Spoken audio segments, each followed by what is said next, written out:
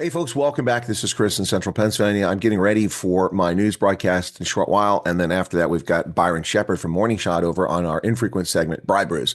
So lots coming up. But reading through the headlines, I would be remiss if I did address a news story in the Independent Online.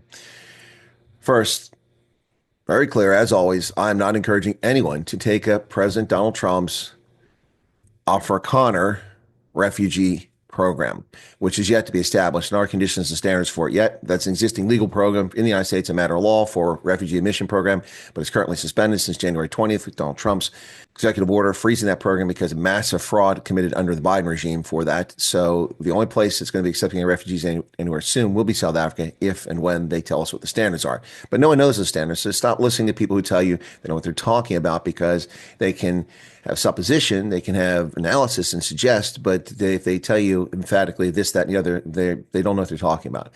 Anyway, why am I doing this? Well, the Independent Line runs a story, and I would be remiss if I didn't tell people about this.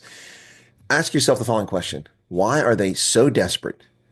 The ANC, the DA, Agra SA, Independent Line, News 24, Daily Maverick, social media. Why are they so desperate to run around and find Afrikaners who say, I don't care what AfriForum and Solidarity say. I don't care what these people say. I'm staying here. I don't care what these people say. Why are you suddenly caring about interviewing Afrikaners who appear only on television to be the butt of jokes or when they're accused of some corruption, fraud, or criminal act, for the most part? A little bit of embellishment there, but mostly true statement.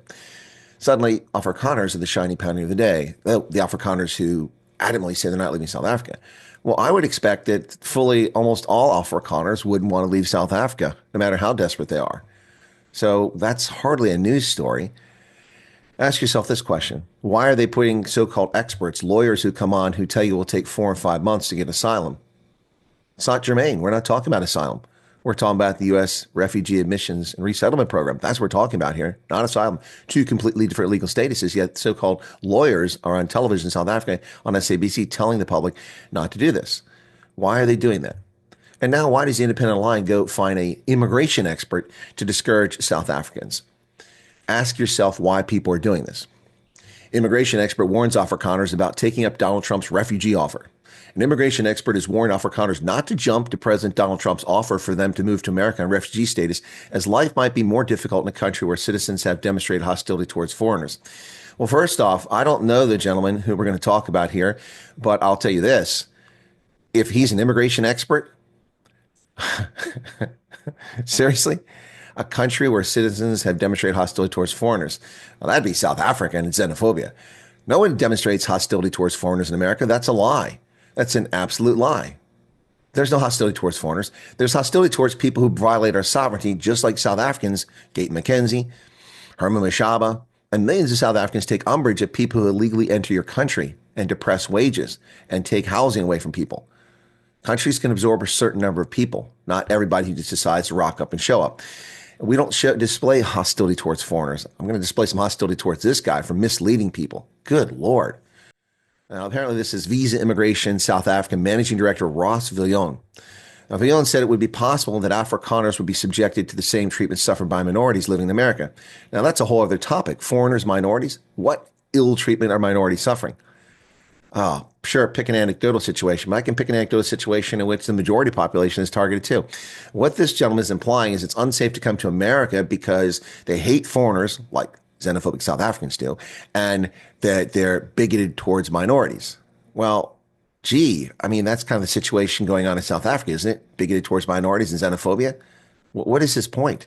What an insulting comment. You know nothing about this country, and you're actually helping people immigrate here?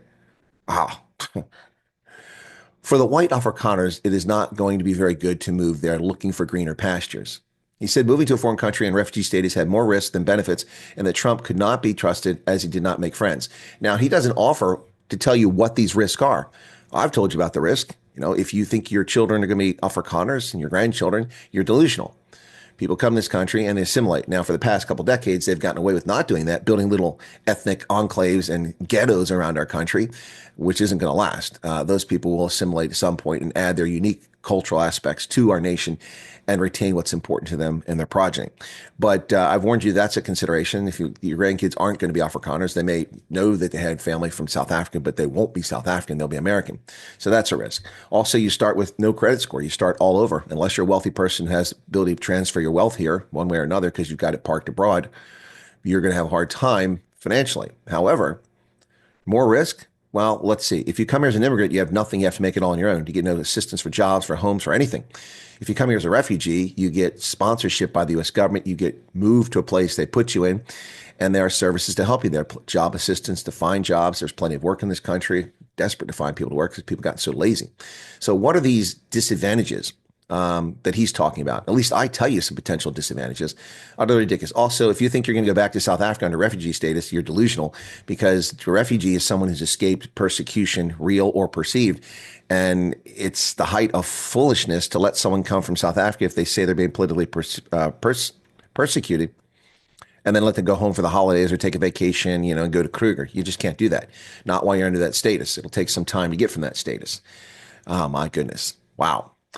Now, Ross's company operates internationally, has monitored South Africans living abroad. Really? Really? So tell us about all these disadvantages of South Africans living here.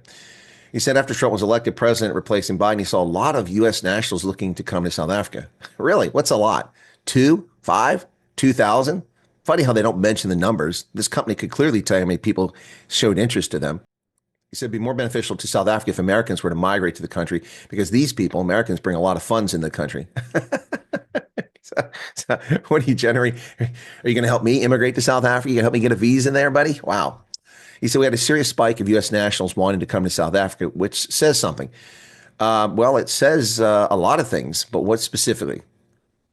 Now, he said they'll have to fight to get jobs.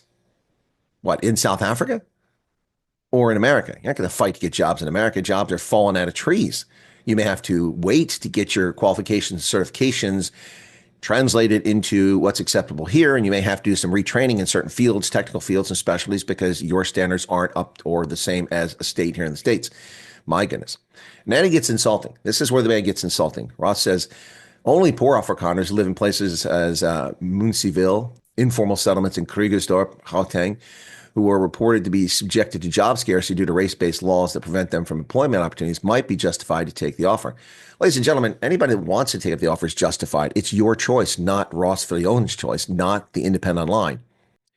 And he goes on more condescending and says it'd be good for them. If they're poor and living in squatter camps, yes, they would definitely want to move. But the people that are established and have big farms would be reluctant to give up all this.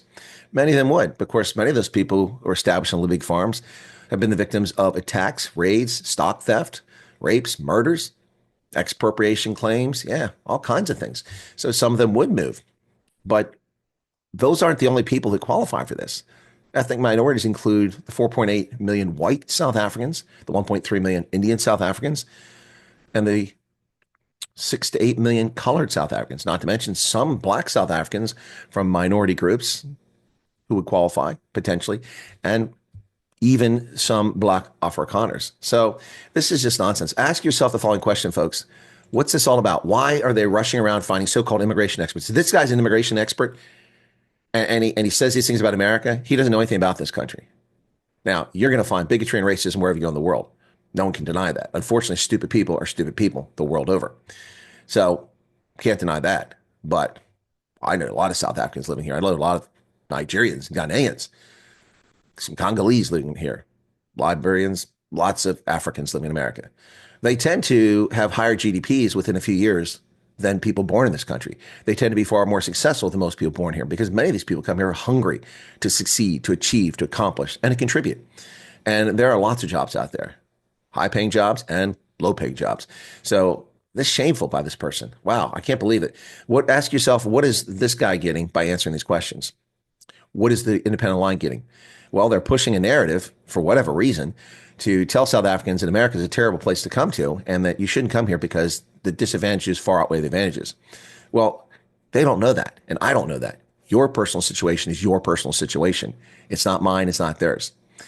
I'm not here to ask you to come to America. In fact, I would hope that you'd stay in South Africa, not because I don't like you and I don't want you to be here, but because it's tragic to see a people, a culture forged over the course of 4+ centuries or 4 centuries or so abandoning its homeland because of racist bigots and the abusive, oppressive power of the state used against them.